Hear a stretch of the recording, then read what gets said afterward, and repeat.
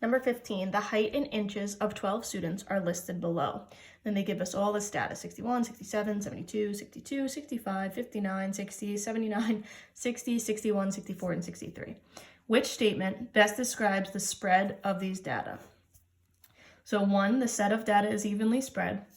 2, the median of the data is 59.5. 3, the set of data is skewed because 59 is the only value below 60. Or choice 4, 79 is an outlier, which would affect the standard deviation of these data. So we're talking about this right here.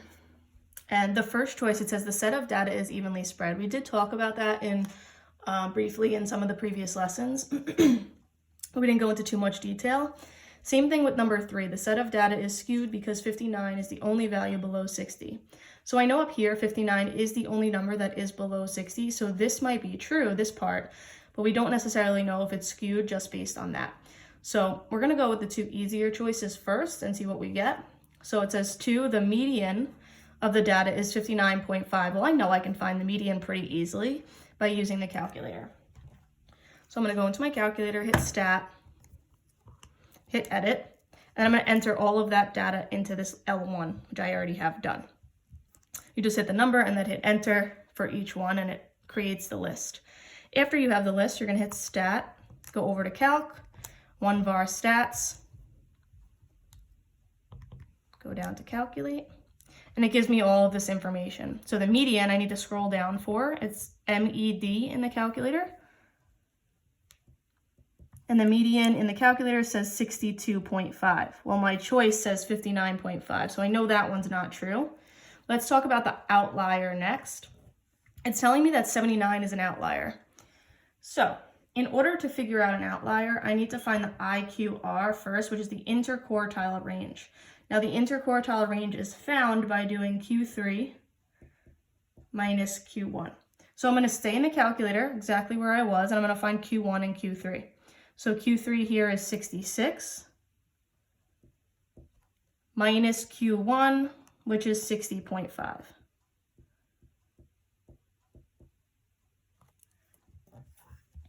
So now 60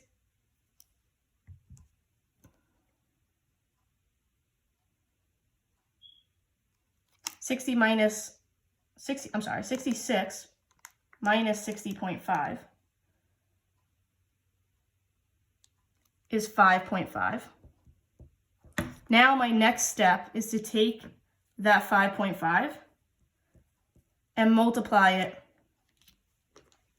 by 1.5. So 5.5 times 1.5 is 8.25. Now I need to take the median, which I know was 62.5, and I need to add it to the 8.25.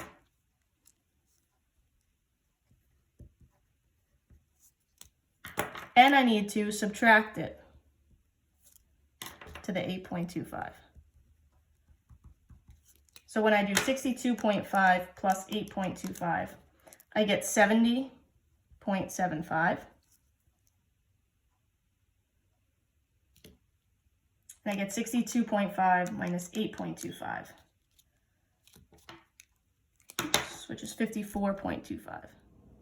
So that means the outlier must be below 54.25 or above 70.75. Well, if I look back at my choice that I'm talking about, it says 79 is an outlier. Well, 79 is above 70.75. So choice 4 is my correct answer.